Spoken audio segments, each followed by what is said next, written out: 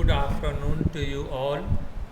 Today we are going to discuss the chapter Pharmacodynamic 1, topic being Introduction, Principle of Drug Actions and Mechanisms of Drug Action. First, coming to the introduction, what is pharmacodynamics?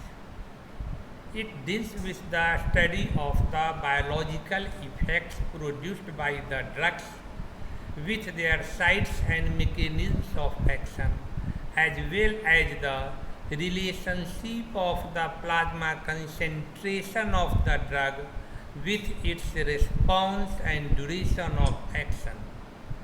It means what a drug does to the body. It includes a study of action-effect sequence of drugs and dose-effect relationship, as well as modification of action of one drug by another drug. Coming to the next point, effect and action. What is effect? The type of response produced by the drug is called its effect. It is always quantitative, never qualitative. Action, how and where the effect is produced is called action of that drug. Example, meiosis produced by pilocarpine is its effect. It results due to parasympathetic stimulation of the circular muscles of iris, which is its action. Action always precedes effect. Coming to the next point, principles of drug action. All drugs except those targeting specific genetic changes have ability to produce changes in the already ongoing activity of the organ or body cells. They never produce new function within cells. Types of drug actions are as such: stimulation, depression, irritation, replacement, and cytotoxic action. Coming to the first point, stimulation. Some drugs act by increasing the activity of specialized cells. Example being adrenaline on heart, pilocarpine on salivary glands. Depression, some drugs decrease the activity of specialized cells. Examples being barbiturates on CNS, quinidine on heart, proton pump inhibitor PPI on gastric acid secretion. Next point, irritation. Some drugs on topical application can cause irritation of the skin and adjacent tissues. Strong irritants result in inflammation, corrosion, necrosis, and morphological damage. Example, counter irritants used to relieve deep-seated pain. Other examples are strong acids and bases. Next point, replacement. Deficient endogenous substances are replaced by drugs. Example, insulin in diabetes mellitus, thyroxine in hypothyroidism, and ferrous sulfate in iron deficiency anemia. Next point, cytotoxic action. Drugs are selectively toxic for the infecting organisms, infesting parasites and cancer cells. Examples, antibiotics, anti-cancer drugs, albendazole, ivermectin. Coming to the next topic, the site of drug action. The site of drug action are either extracellular site or at cellular site or at intracellular site. Coming to the extracellular site of drug action, examples are antacids, that neutralize gastric acid. Other examples are chelating agents that chelates heavy metals. Magnesium sulfates also has osmotic effect and produces purgation, acts extracellularly. Coming to the next cellular site of action, example being acetylcholine, norepinephrine, cardiac glycosides. They act on specific receptor sites present on the cellular membranes as well as some ion channels present in the cell membranes. Coming to the next point, intracellular site of drug action. Examples being trimethoprim, sulfamethoxazole, 5-fluorouracil. 5-fluorouracil incorporates into messenger RNA in place of uracil, used as anti-cancer drugs. Coming to the next point, mechanism of drug action. Drugs may act by non-receptor mediated mechanisms and receptor mediated mechanisms. Coming to the next point, non-receptor mediated mechanisms of drug action.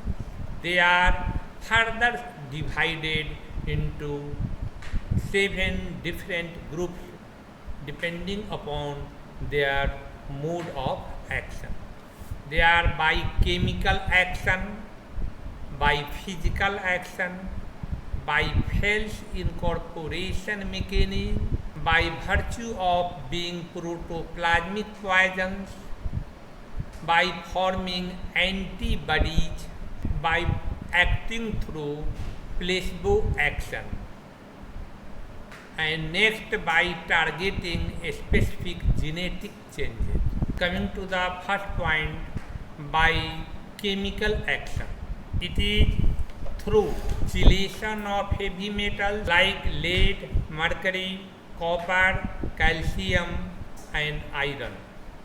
By neutralization mechanisms, examples being antacid neutralizing gastric HCl, and heparin prevents the action of thrombin by neutralizing basic groups of various clotting factors, because heparin is a strong acidic mucopolysaccharide molecule. Next point is through ion exchangers, example being cholestyramine.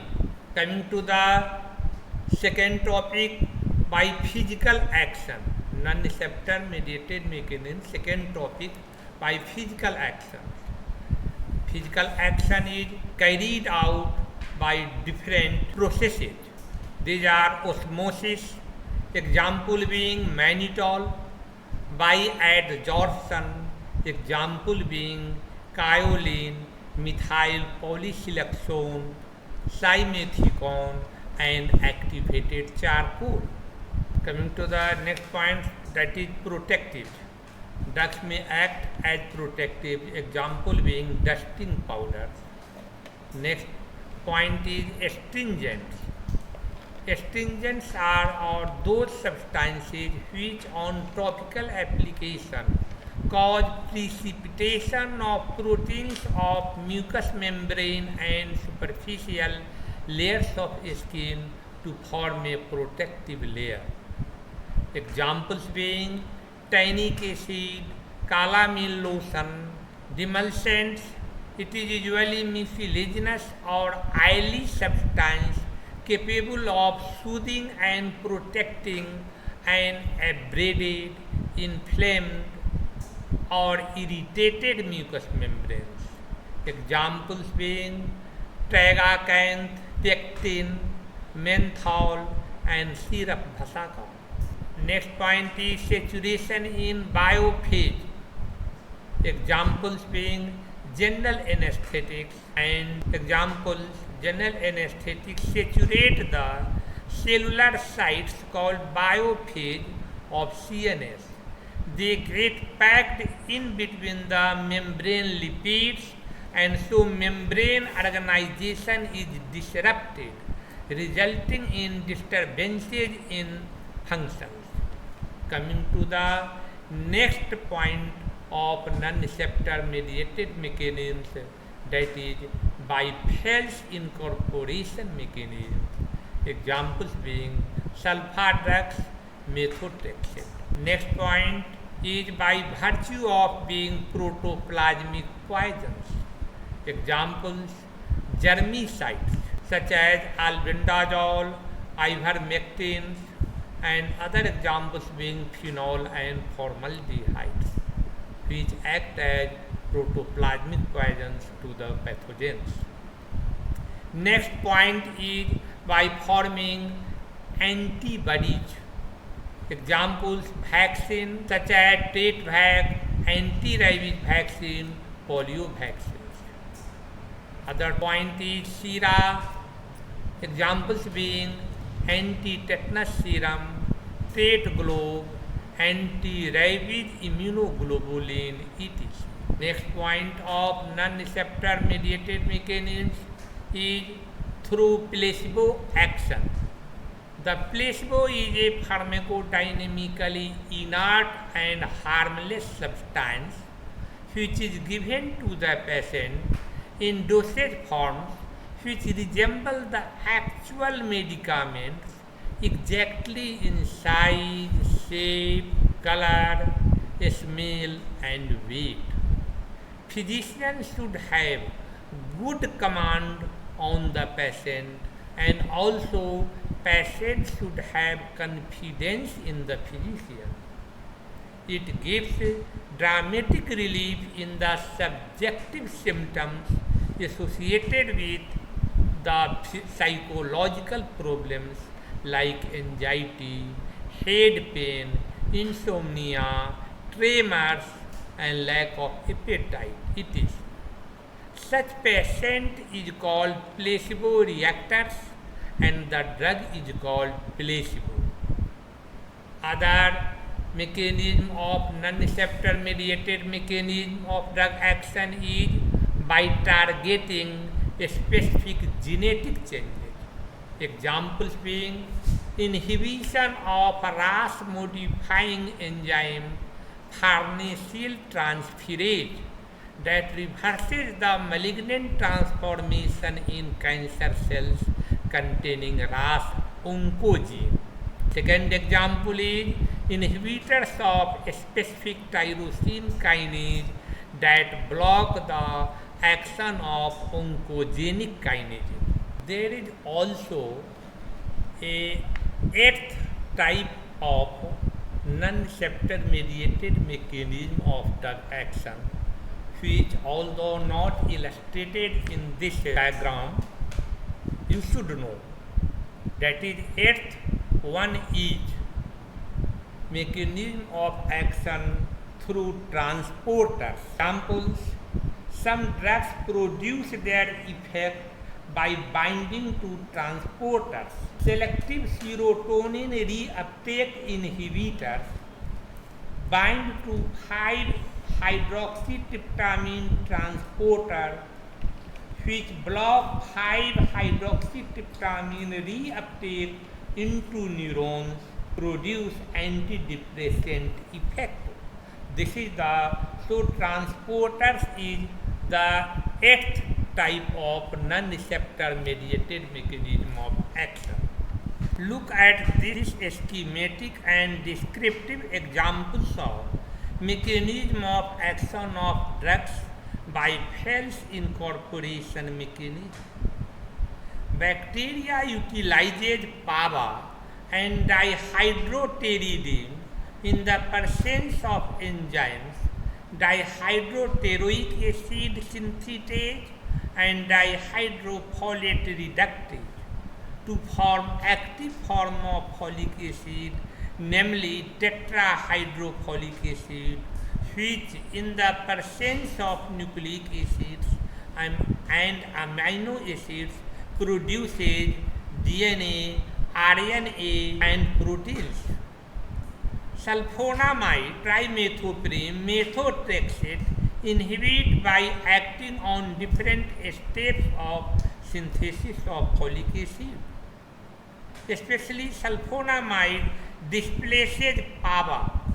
So, newly synthesized folic acid is functionally inactive, so bacteria no longer survives. Coming to the next topic, receptor mediated mechanism. Mechanism of drug action has been broadly divided, already discussed, that is non-receptor mediated mechanisms and receptor mediated mechanisms. Non-receptor mediated mechanisms we have just discussed, and now we are going to discuss receptor mediated mechanisms.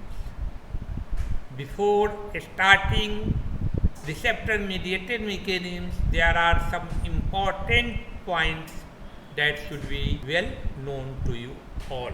First is receptors. What are receptors? They are a specific macromolecular protein present as membrane bound or intracellularly, and which bind with the specific functional groups of the drug or endogenous substance to produce biological response. Here look at the diagram or equation, that is D plus R. That is D denotes drug, R represents receptors.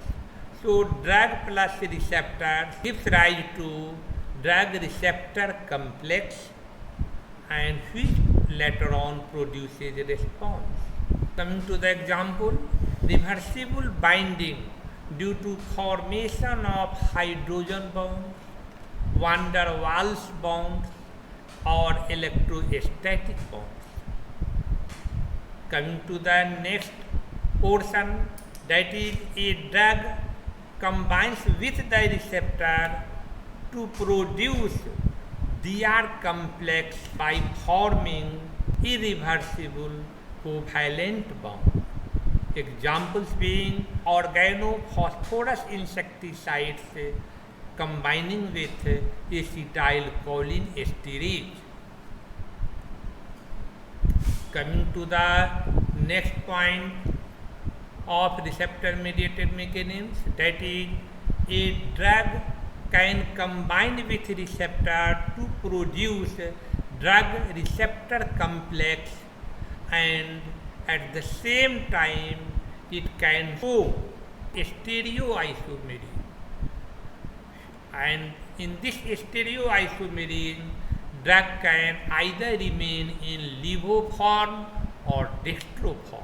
If the drug has optical isomers, then only one of the levo or dextro forms is active, whereas opposite isomer is inactive. Example, L-epinephrine, L-morphine, D-amphetamine are active forms, while their opposite D-apinorphine, D-morphine, L-amphetamine are inactive forms. Coming to the next point, that is acceptor or non-specific binding site. Example being plasma proteins. Acceptor is that receptor which acts as a receptor but produces no response. Examples being plasma proteins, which only acts as a carrier, never produces response or action. Other examples is a receptor can exist either in active state or in inactive state. That is dual mechanism of or dual state of a receptor. The receptor either remains in the inactive state or in the active state. Affinity is the other term, the ability of a drug to form the complex with its receptor is called affinity. Next point is intrinsic activity or efficacy. The ability of a drug to produce pharmacological response after forming Dr complex is called efficacy or intrinsic activity. Coming to the next point, agonist. An endogenous substance or a drug which have maximum affinity and maximum efficacy is called agonist. Example, epinephrine, acetylcholine and morphine. Next point is antagonist. A drug which has maximum affinity but zero efficacy is called antagonist. Example, atenolol and naloxone. Third point is partial agonist, denoted by P. It is a drug which has high and or maximum affinity compared to that of agonist, but its efficacy is less than that of agonist. Efficacy is 0 to less than 1. Example being pindolol and buprenorphine. Another point is inverse agonist, denoted by I. It is a drug which has maximum affinity but its efficacy is opposite to that of agonist.